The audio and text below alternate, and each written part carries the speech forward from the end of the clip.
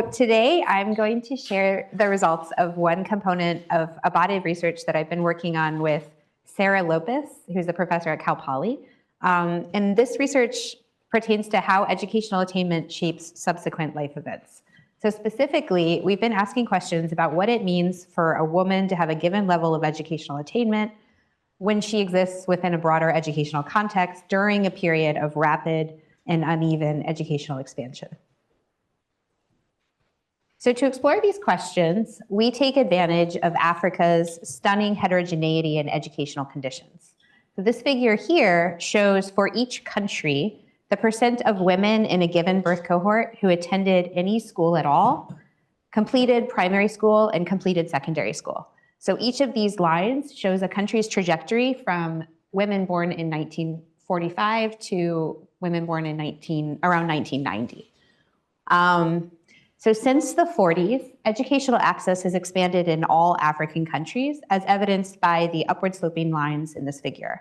But we can also see staggering heterogeneity in educational context.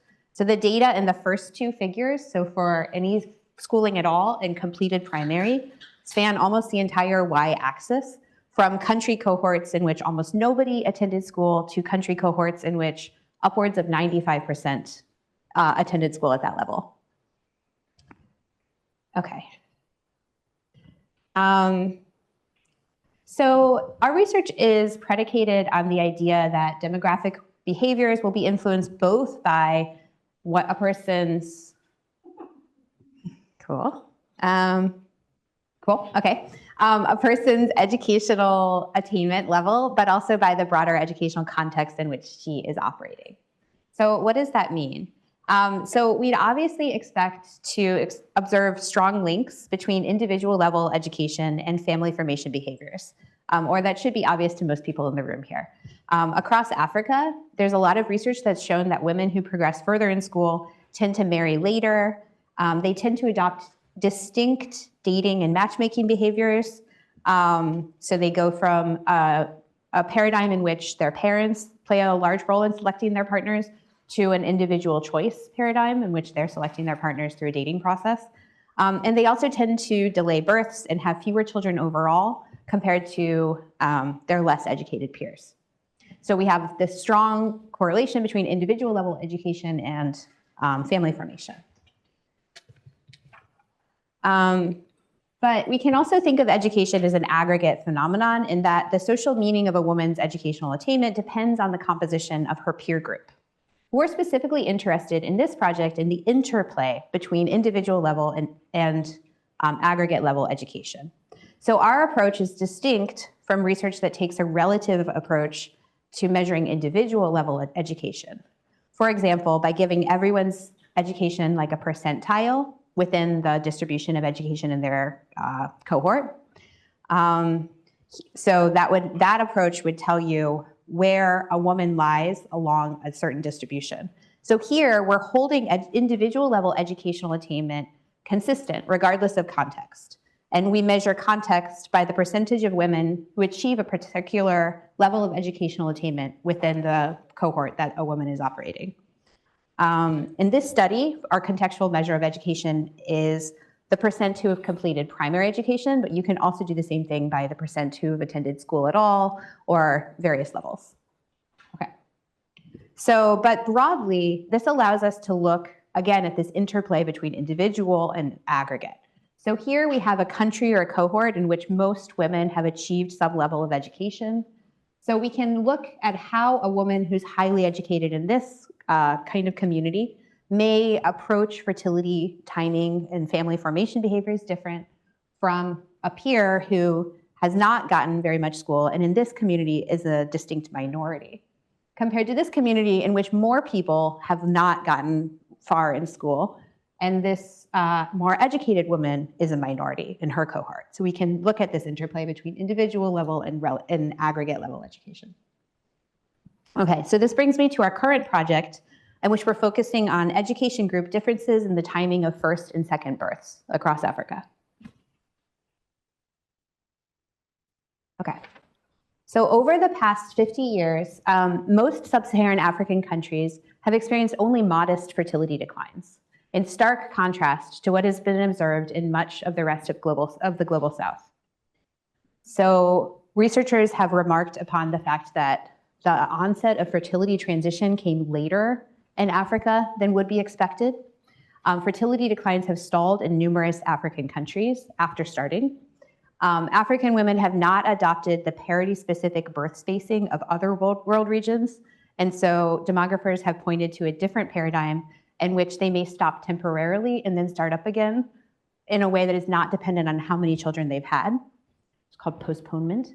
And first births continue to occur at younger ages in Africa compared to other parts of the world. So women are entering motherhood at an earlier age. So in what has been called the Africa effect, fertility outcomes at a given level of educational expansion are different in Africa than in other countries in the global South, suggesting that differences in the availability of education are not responsible for differences in fertility trends between Africa and elsewhere. So this graph comes from the paper in which Bongartz coins the term the Africa effect. So it's not the most beautiful graph, but we can learn from it in that, so these dots up here are representing African countries. And this is the number of births per woman, so the total fertility rate, and then the percent of women who have achieved primary school. And we can see that for a given level of educational attainment, that the fertility in Africa is substantially higher than in other less developed countries. Okay, so we also observe in Africa surprisingly high fertility despite decades of pretty intensive investment in family planning infrastructure on the continent. So the relationship between contraceptive prevalence and fertility rates is notably weaker in sub-Saharan Africa than it is elsewhere in the world. And aggregate level fertility rates have changed less than might be expected, considering the widespread investments in family planning that have unfolded across much of the continent in the past 50 years. So at the same time, Africa's relatively modest aggregate changes in fertility behavior may mask more dramatic changes among some groups of women if fertility outcomes have diverged over time, such that some subgroups of women are waiting longer to have children and spacing their births more than they previously did, while other subgroups are simultaneously having earlier first births and spacing less. A growing body of knowledge in family demography focuses not on population level trends, but on changing variability in reproductive behavior, and how this variability relates to other types of social stratification within populations. So in South Africa, educational and social class differences in fertility timing have widened over time. Less research has been done on the changing stratification of reproductive behavior in sub-Saharan Africa, but what does exist suggests that a divergence in reproductive behavior may also be occurring there. For example, we know that the age at first birth has become more variable in West Africa over time, as measured by the IQR, or the interquartile range, which suggests growing stratification in birth timing in West Africa. Across African countries that have experienced increasing economic inequality in recent decades, recent research also shows that the timing of births for elite versus non-elite women is characterized by what the authors describe as diverging destinies as they adopt increasingly distinct fertility behaviors. Okay, so yes, I should have given you that before, but diverging destinies and growing variability in birth timing over time. But a different study found that divergence was not widely observed across the continent. So they found diverging fertility timing, or the mean age at first birth is on the y-axis. And the colors are representative of education levels. So we see divergence for Middle and West Africa, stability for Eastern and Southern Africa, and then convergence for Asia and North Africa. So in this study, we focus on birth timing, investigating how differentiation in birth timing across women of different levels of educational attainment has changed over time. So we're examining educational differentiation in the timing of first births and in the length of the interval between the first and the second birth. So we then investigate the role of educational context in shaping educational differentiation and birth timing. So here we're harnessing variation in context in recent years and examining educational differentiation of birth timing across the range of educational contexts that are observed in a single birth cohort. So in the second part of our study, we're holding time constant and looking at variability across contexts. So we foresee two possible pathways through which the birth timing of women with different levels of educational attainment may be differentially impacted by educational context. So, sorry, pre-click. First, there's a possibility that as educational access expands, the change may come alongside other changes in social, cultural, and economic conditions. And second, it's possible that as educational access expands, a given level of educational attainment will become a less effective marker of advantage or disadvantage. Each of these possibilities is expected to have different impacts on fertility behaviors.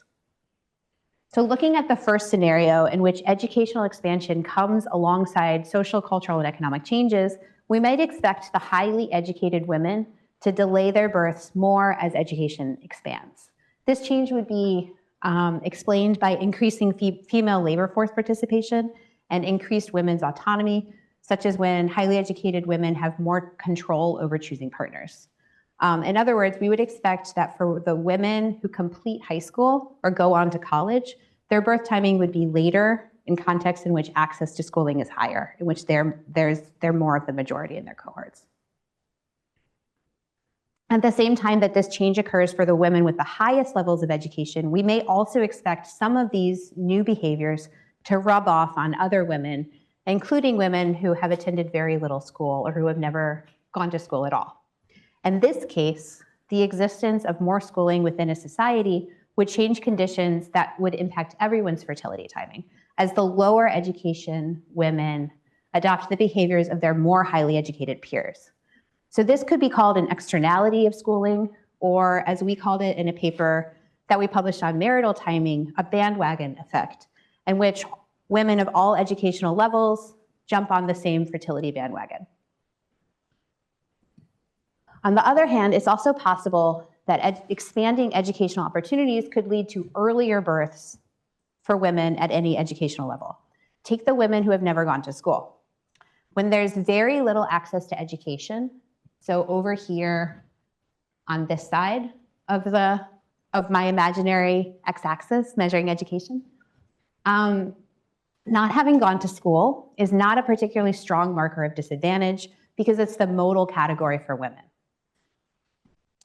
But with higher access to education, it becomes a much more salient marker of disadvantage. So as this occurs, we might expect the women with no formal schooling to exhibit particularly young ages at entry into motherhood. So it's not the case that any one woman is giving birth at an earlier age than she otherwise would have. It's that a category that used to be heterogeneous, comprised of some women who are very disadvantaged and some women who are not, has become increasingly homogenous or comprised largely of women who are very disadvantaged. Through the same process, we might also expect that the expansion of educational opportunities could lead to earlier births for the most highly educated women as well.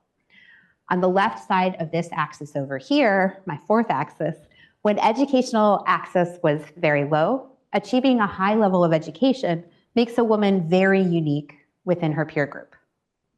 In these contexts, we may therefore expect these women to delay their births because they're so advantaged or because they're so unusual. However, as it becomes more common for women to go to school, new types of women begin to enter into this same educational attainment group, including women who are not so unusual.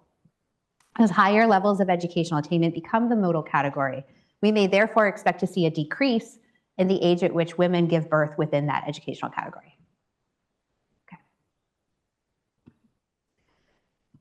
So I'm going to focus in this talk, is this a pointer? Yeah, okay, on these first two questions, which looks at the educational differentiation in birth timing over time and across educational contexts. In the paper, we also look at educational differentiation in birth timing across family planning contexts. And I have those slides and I'll share them if there's time. but I'm kind of figuring there won't be, so I'm going to focus on the first two. Okay. So to ask these questions, we use demographic and health survey data from 34 African countries, reflecting a total sample size of over 750 women. So sorry, 750,000 women. That's different.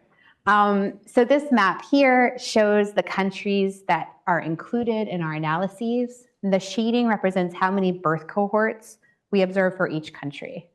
And they range from Angola over here, where we observe 26 years of data, to Tanzania, which is the country for which we observe the most, and it's 52 years of birth cohorts. And that just depends on when the surveys happened in different countries. So we created flexible parametric survival models with cubic splines to estimate the baseline log cumulative hazard function.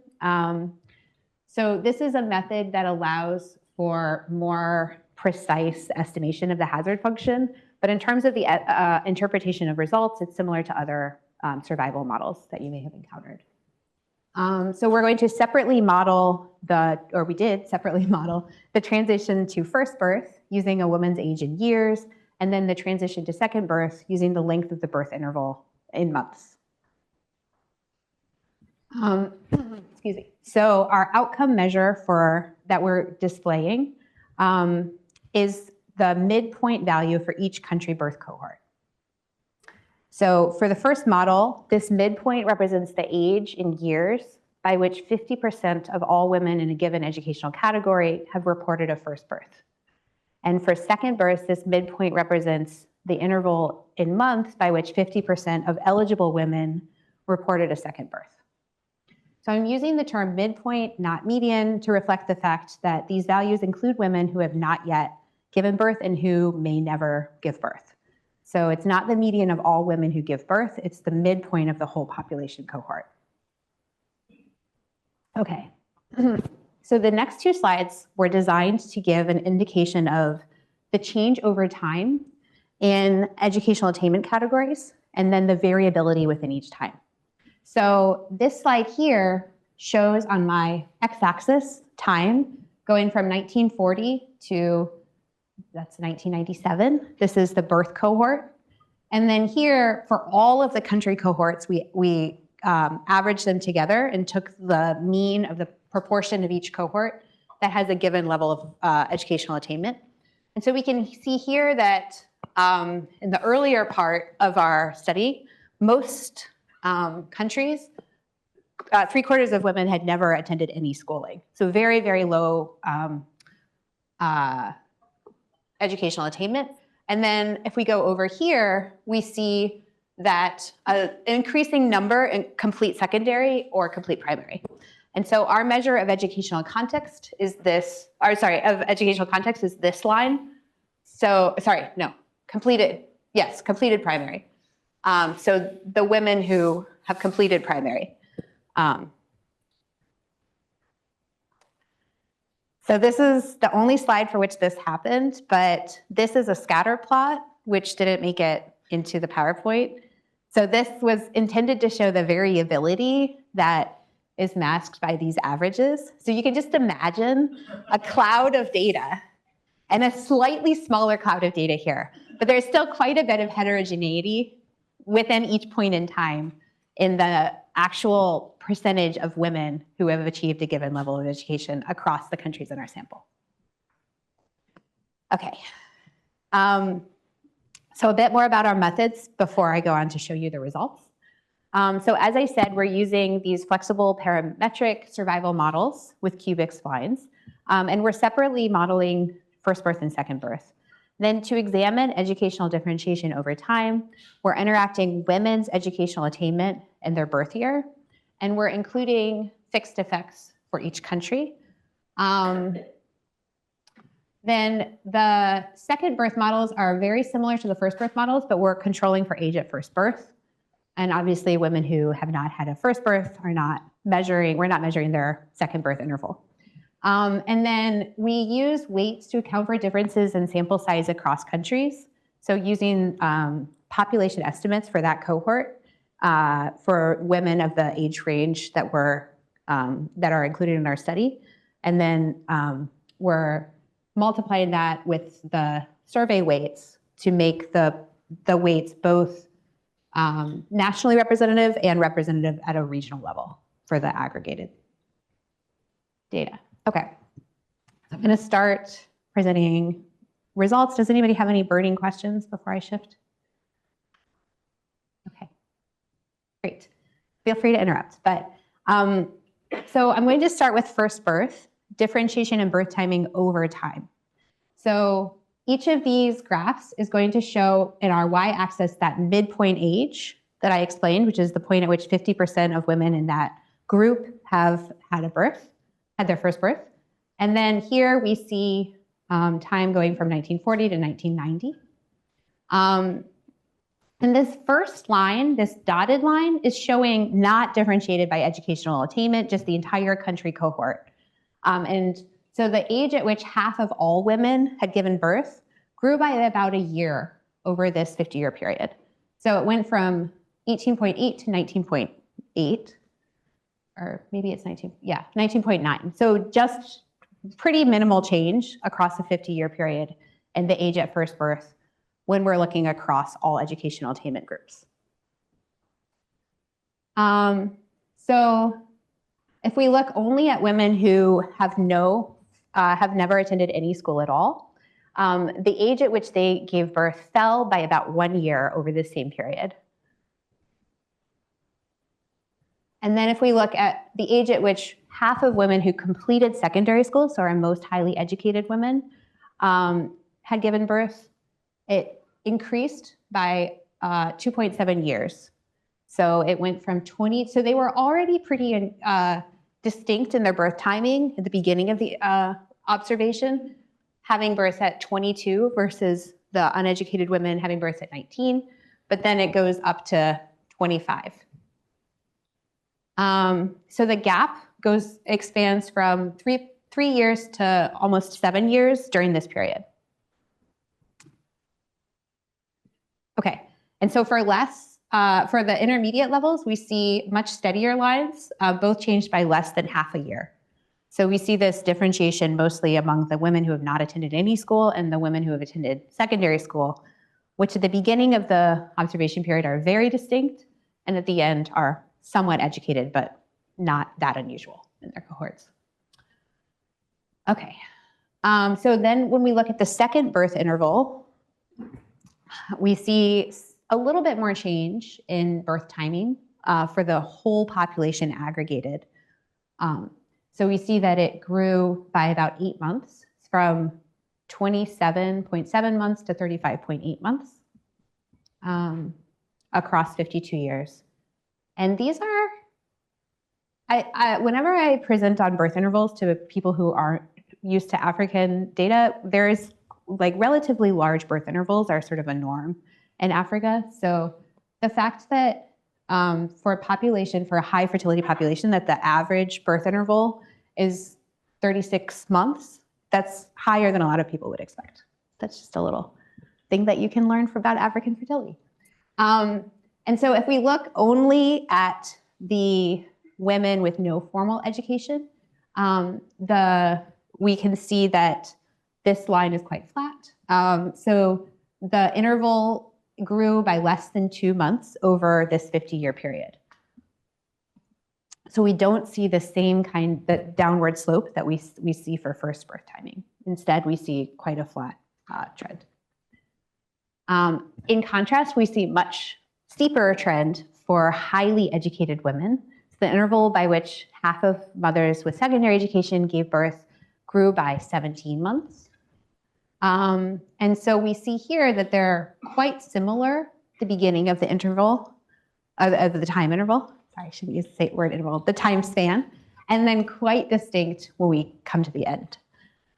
So in terms of gaps, we're going from 1 month to 14 months and across this span. And then in terms of the intermediate categories, we see that they're kind of in between. I'll show you something interesting in the slide where in a few minutes, I'll have a slide where I show both of the first birth and the second birth, and something interesting happens to these women. So just notice that here, they're sort of following the slope of the secondary educated women. So here's that slide. So you can see that these women, these are the women who have completed primary. So for first births, they're kind of more similar to the women who have some primary. And then for second births, they follow the pattern of the more educated women. So the nature of educational divergence differs across parity. In particular, the baseline conditions observed among women born in the 1940s are quite different in terms of educational divergence. So we see that highly educated women born in the 1940s, so over here, experience their first births at dramatically later ages than their less educated peers. But for the same group of women, the length of the second birth interval was virtually indistinguishable across educational groups. Okay, so that's the birth timing over time component. Now I'm going to move to my second research question about birth timing.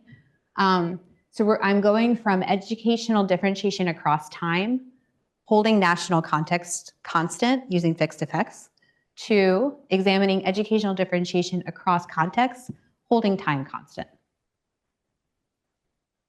So how do I do that? So I'm using the percent of women in a five-year birth cohort who completed primary school. So around each woman's birth cohort, I'm drawing a 5-year window and calculating the percent of women in her country in that group of people who've completed primary school. Skip how I'm measuring family planning for now. Lovely. One of the scattered. Okay, so this is the second time that you're not going to see the scatter, but I promise it's not going to affect your learning too much, because I actually showed in my first graph that there's enormous heterogeneity in the percentage of women who completed primary school, and that's what this is supposed to show. But this is the actual mean across each point in time. So we can see that if we average all countries together, the percent of women who completed primary school ranges from, I guess that's probably like 10% to about 55% across the time horizon that we're looking. But we're not looking in our data. So the models are including all of the time points, but the visualizations that I'm showing are using 1990 as the estimate. So we are depicting the most recent conditions. So I want you guys to kind of think about all of the data that I'm showing represent women who are born in 1990. But the models are produced using all of the data. So in terms of how the models differ, so we're using the same types of models and the same outcomes. We're still interacting women's educational attainment with her birth year. Here we're including 2 contextual level variables. We're using that measure that I just explained, the percent of a 5-year birth cohort who have completed primary school. And then we have a way of measuring family planning effort, which basically gives an indication of the investment in family planning infrastructure in a country at a given point in time. And it's measured by people, by family planning, people who work in family planning clinics filling out surveys. And for the models about educational context, you just have to know that it's measuring family planning investment and that a higher number means more family planning. And then we're interacting each contextual level variable with birth year and individual level educational attainment. And we're doing those interactions in separate models. So we have one model where we're looking at the interactions for educational context, and then a separate one where we're looking at the interactions for family planning context, but we're including both of the contextual level variables in both, but not the interactions. Okay. So for first birth context, for first birth timing across educational context. So here are my y-axis still represents the midpoint age in years at which 50% of women in a given educational group have had a first birth. And then here, I'm just showing the x-axis represents the percent of women who completed primary school. So you can see that the blue category is the white. It's basically just the x-axis is this blue category. The blue category is completed primary school. Okay, so in 1990, again, this is representing women who were born in 1990. Overall, women gave birth about 1.7 years later in the highest educational contexts. And same time in 1990, both highly educated and uneducated women had their first births earlier in higher education contexts.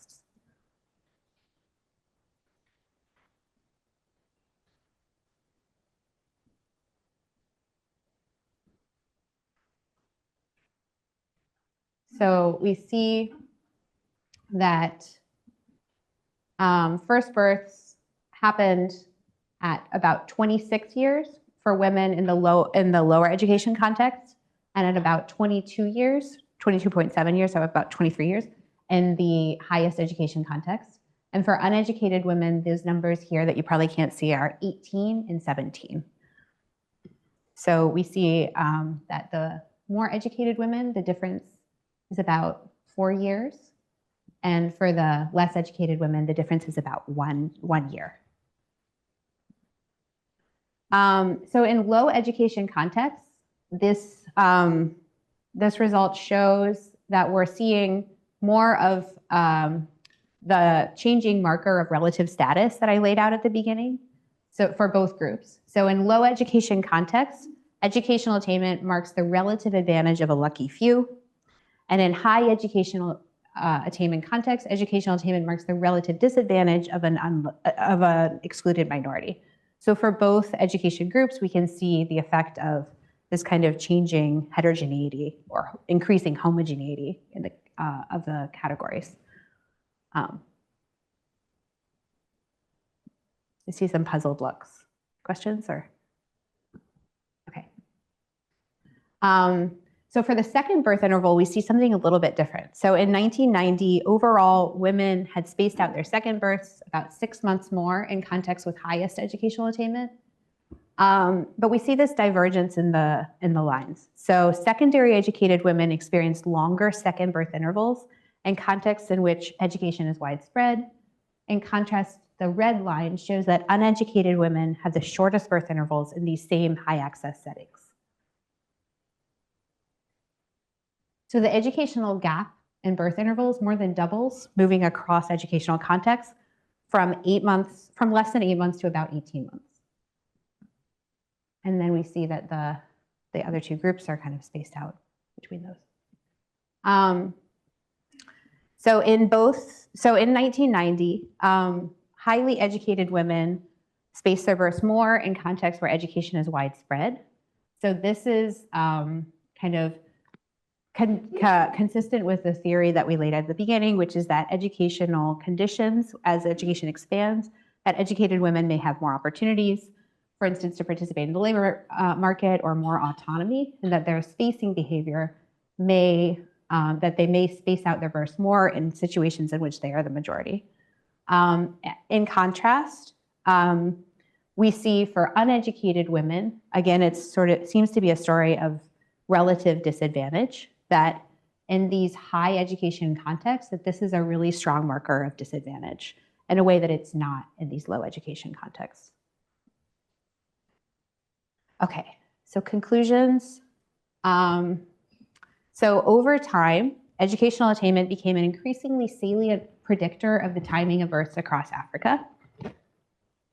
The divergence is primarily driven by highly educated women who delayed their first births and spaced their subsequent births more over time. So we see that in both cases, the yellow lines are moving more steeply than the red lines, which is how we say that it's primarily driven by divergence among the highly educated women. These diverging trends may explain the stability in aggregate birth timing. They counteract one another when the whole population is analyzed. For first births, it's women's relative rather than absolute educational attainment that influences their fertility timing. Both educated and no schooling women time their births more distinctly when they're a minority. So there was a paper in 2018 looking at Latin America, which said that relative position may create what they call a stability paradox, in which the aggregated birth timing can remain stable despite educational expansion. And so, oopsie. So it's basically what we find is that, what was I going to say about the stability paradox? I'm trying to remember. I should have written it in my notes. We find that the aggregated birth timing increases while the education group specific birth timing decreases. And we can think about this because as we're moving from left to right, this group is moving more. So the average level of education is closer to the yellow line and the high education context settings.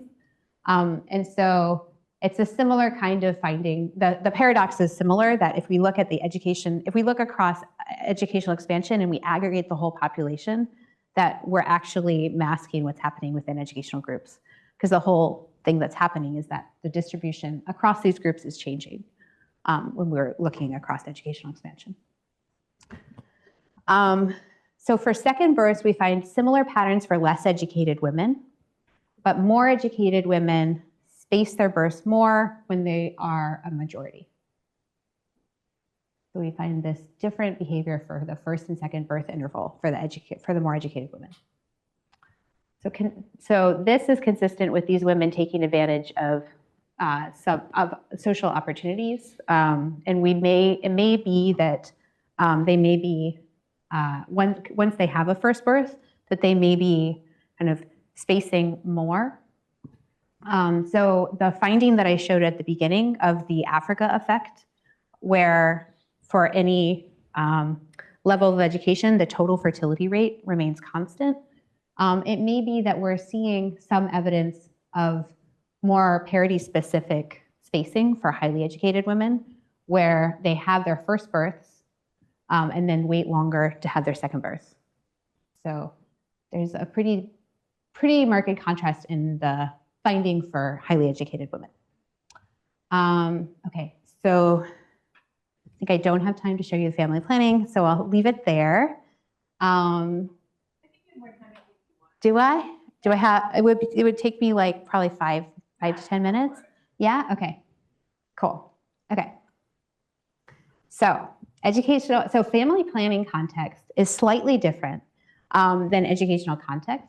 So there's sort of two principal pathways through which family planning programs are theorized to influence fertility behavior. The first is that in contexts in which fertility regulation is not widespread, we can see what's called a latent demand for family planning, in which women who are not currently using contraception would do so if it was more accessible and less costly. So in that case, investments in family planning can lower the constraints on contraceptive behavior, leading to an uptick in contraceptive use. Through this pathway, family planning programs can meet a pre-existing demand for contraceptives. There's another process in which family planning can alter norms, economies, status of women, causing women to reduce their reproductive aspirations. So in this way, expanded family planning programs can create demand for contraceptives among women who otherwise would not have desired to limit or space their births. So we foresee the possibility of divergence across educational groups as access to family planning services expands. If highly educated women are more receptive to increased family planning effort than are women with less schooling. So we could see this kind of divergence. So I should have started to say that in terms of family planning, all of the lines are positive. So there's no scenario in which increased family planning would lead to earlier birth timing. So it's a story about divergence or convergence of the lines, which one moves more steeply. So we could see a pattern of divergence if higher levels of latent demand among highly educated women were to exist. So schools may motivate women to limit or space their births when they lack resources to do so.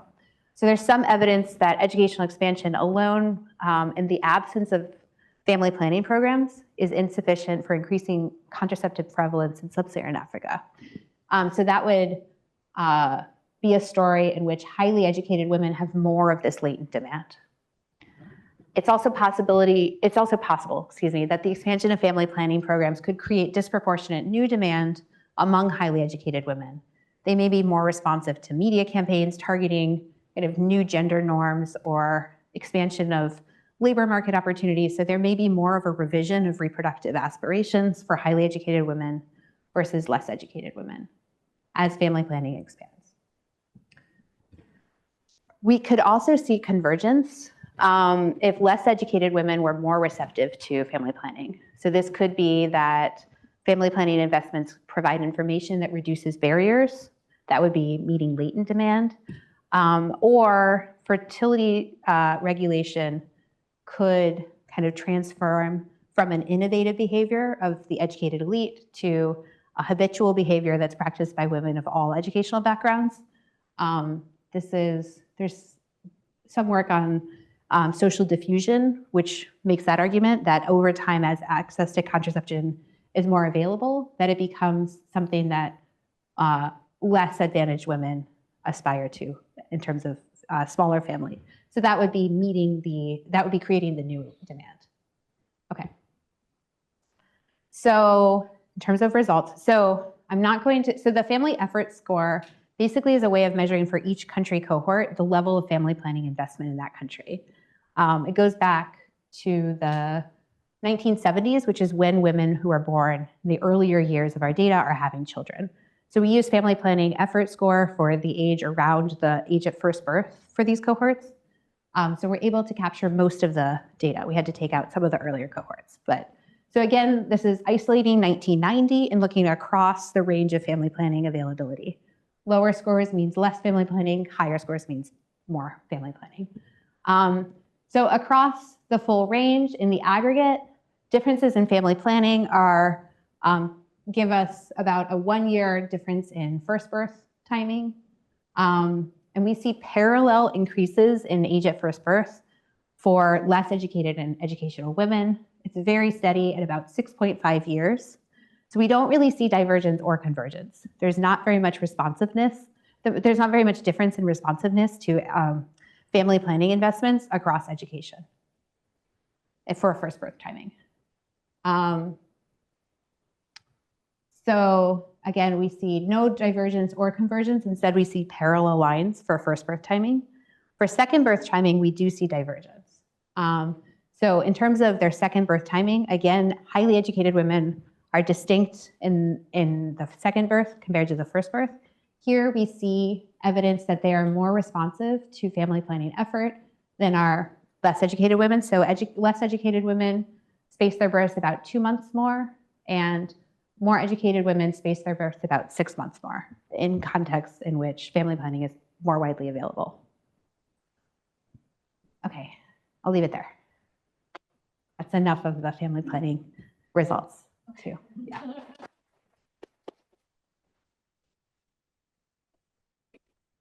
So I have a question from the Zoom. I think the microphones are off, and I will try to turn them on in a second. This is a question from David Lamp. Very interesting talk. Variation in educational context is associated with variation in other factors, such as urbanization, level of economic development, etc. You alluded to this when you mentioned better labor force opportunities for highly educated women in high education contexts. You're attributing the pattern you're seeing to the effect of education context, but perhaps it is the effect of other variables that are correlated with education context. Mm-hmm. Yeah. So it is possible that we're measuring that some of this is something that is correlated with educational expansion. I will say that if something is perfectly correlated with educational expansion, for instance, labor market opportunities, we don't see that as an alternative explanation. Rather, that's part of the process through which educational expansion is shaping people's behaviors. So the point of our study is not necessarily to isolate the effect of a given level of schooling, but more to see how people behave differently in different contexts with different levels of education. So I would say that yes, but that's not necessarily like in my mind, particularly labor force participation or labor force opportunities is not like an alternative explanation to what we're seeing. It's more of a thing that happens when education expands. Yeah, but we intentionally didn't include controls for other factors because we're not trying to isolate the effect of education, netting out other types of developmental things that happen alongside education. We're more trying to describe historically what happens when education changes. Can I follow on that though? Yeah. Because I'm wondering, obviously they go together, but it's not necessarily the case that if investments are made in education that labor market opportunities are going to arise to meet that demand. And what is the situation generally, do you think, in terms of making that investment or folks that get more? So I would say, in another part of my work, I'm looking at the experiences of highly educated women in one setting, which is Kampala. So my answer is going to be more specific to Uganda. There's definitely a lack of, there's not enough of a labor market to absorb the number of women and men who are coming through schools compared to a generation ago. So the expansion has been so rapid that the labor market isn't keeping up. And there's a lot of underemployed, highly educated people. But it's definitely the case that in context, so in like Niger is one of the countries with very low levels of educational attainment even now, and they have a much weaker labor market than a place like Uganda. So there is a weak correlation, or I don't know how weak, but there is a correlation between national level educational expansion and labor market, but I would say that you're totally right that it's not meeting the expansion.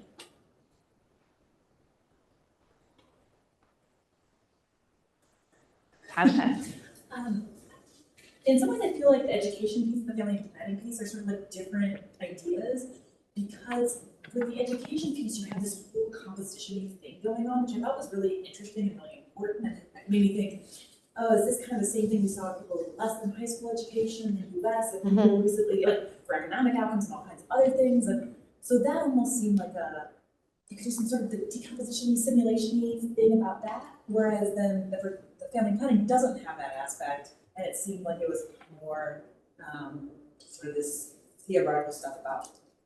Yeah, so the family planning, we added that to our paper after seeing the kind of difference in the highly educated women's behavior. We wanted to see whether we observed a similar difference for family planning availability, because that was one thing that we were thinking that we could be picking up on some kind of responsiveness to family planning for the second birth for highly educated women. And they're not super well correlated. So there's quite a few countries in our data that have high educational expansion and low family planning availability. And so that's partly why we added the family planning. But I think theoretically, you're right, that family planning is kind of especially the way that we're measuring it, which is investment in family planning infrastructure, it's really a variable that kind of captures the country cohort as a whole. And obviously, highly educated women are going to have more access to family planning, but it's not the same kind of thing where we're looking. The family planning, the educational composition measure is really capturing like this idea of an interaction between individual level and contextual level means something quite different for the education than it does for family planning. Yeah, I wonder for the education part if there was room to do some sort of like, if you imagine that there's some sort of latent selectivity, something happening, and you like move people around, how much of the changes can you explain that mechanics shifting around versus like a true context effect? Obviously there'd be a lot of assumptions, but I thought it was interesting, and I got a little overwhelmed in the figures, and so I didn't. We have done something similar to that for marital. We did one paper where we looked at at meat selection basically and like educational homogamy, and for that we sort of looked at like what would happen if people sorted randomly. I don't know how that would work for birth timing, but yeah, but that's it. I mean, yeah, I hear you that the figures are a little overwhelming for this paper. It's not the simplest of stories. Yes. So a question from Arland. Thanks for the very ambitious and impressive project and presentation. I'd appreciate hearing more discussion of the mechanisms linking education to birth timing. Education is a many-faceted variable, and I'd be interested in your evaluation of the various education dimensions involved. One facet that would be of particular interest to me in this regard would be age of initiating sexual activity. Yeah, I mean, so I guess what I'm hearing is his question seems more about the differences for across education groups. So looking at individual level educational attainment, potentially. And so one of the mechanisms for the fact that we find this really strong link between educational attainment and birth timing is the differences in age of sexual initiation, and also the fact that a lot of schools, you're not allowed to be sexually active if you're in school in a lot of countries in Africa. And so if there's a pregnancy, that's a removal from school. And so there's sort of a, becoming pregnant can result in like a shortening of your educational attainment. So that's one pathway. Of course, there's also, I think, differences in like the process through which a person chooses a partner becomes much longer when people are more educated. And so they have a longer period of dating and a longer delay between meeting a partner and getting married. So that's also partly to explain the differences across the groups in terms of birth timing. Sorry if I didn't. I think that's what he was asking, but he's not in the room, so you can follow up on Zoom. Yep, Arlen can tell you later.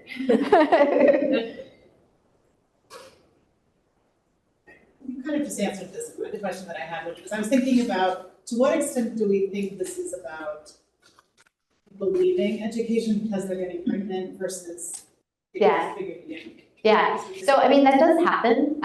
In another part of my work, I look at kind of the relationship between school dropout and sexual behavior more carefully. Not across Africa, but I think that is part of the story, but that there's pretty big differences for people for whom that's not the story. So there's a lot of people who have already, especially, I mean, the red line, that couldn't explain any of that difference because they've never been to school at all, and so there's no kind of dropping out process. And then the blue line, we can think of these women have been in school for just a few years, so by the time they're going through puberty, they've already dropped out. So we do see that education acts as kind of a status differentiator, even for women for whom there's not this correlation between sexual behavior and educational dropout. But I think that is an important thing to know about this context, and when we're thinking about differences in birth timing at the individual level, is that there is, various studies have tried to figure out whether or not people drop out of school because they're in a sexual relationship, or whether being in a sexual relationship is an indicator of like a sort of straying from the path of staying in school, kind of. I think that there are good arguments to be made for both sides. So I'm not saying that being in a sexual relationship or becoming sexually active is causally related to school dropout, and in the sense of like somebody is saying like you must leave school. But it is true that if you are pregnant, you will not stay in school in much of Africa. Yes. So Cindy Buckley, thank you for a wonderful talk on the topic of specific contexts. Might the effect on first to second birth timing among educational groups vary depending on the sex of the first birth? In the Southern Caucasus, women having a female first birth have markedly lower intervals than the second birth. It's most powerful for those without higher education, but evident across education. So the patterns remain regardless of stated ideal family size. That's really interesting. I haven't looked at that, but one could look at that. Yeah. Yeah. Yeah, that's one of those things that maybe, I mean, when you look across 34 countries, there may be very different kinds of preference for sons in different countries. But it would be really, that would be really interesting additional dimension to add for sure. Yeah, Isabel. Sort of a similar question about child mortality, specifically, to account for how long the child, firstborn child lives. Yeah, so we did originally include a child death indicator. It didn't seem to be changing anything, and we were worried that it could be like kind of there's countries with higher child mortality tend to have lower development overall, and so we were a little bit worried about having too many contextual variables that could be related to one another. So we didn't end up keeping a child mortality aggregate. And then I think in the appendix of our paper, we include a model in which we control for whether or not the first birth lived to the second birth interval. And it doesn't change anything. So we ended up keeping it out. But yeah, there is, I mean, it is a high mortality context, but that's still a minority event, partly because the intervals are quite small, but yeah. And then I should say that these are live births, but not necessarily live children. The way that we we're have a quick measuring one it for is this. Caleb, and then we'll have to wrap it up. I've been trying to think through why you would see conflicting directions for educational context on highly educated women's birth time. First and second birth, yeah. Right, so like, are those conflicting signals about their opportunities? Do they kind of like conflict and net out to stability over time, roughly in opportunities, or are they different processes going on? Mm-hmm. Can you just say a little bit more about why? Yeah, I mean, so the explanation that I would give is that, I mean, we hear a lot about pronatalism in the US, but this is a very pronatalist. Most African countries are extremely pronatalist. It's kind of considered expected that you will become a mother.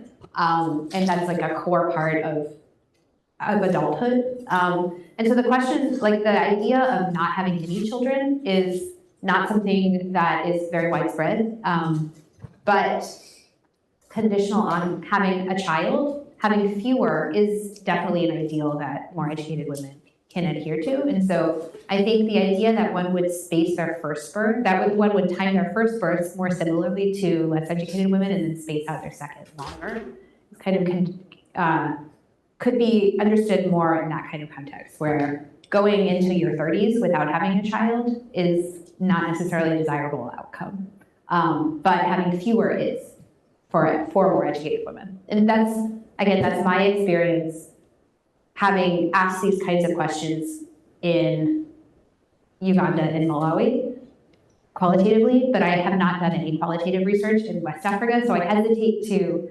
interpret too much based on my country experience for two of these. I guess Sarah has also done work in Mozambique, so we have 3 out of 34 represented, but that would be the explanation that I would give if we were sitting down for coffee. All right, thank you everybody so much.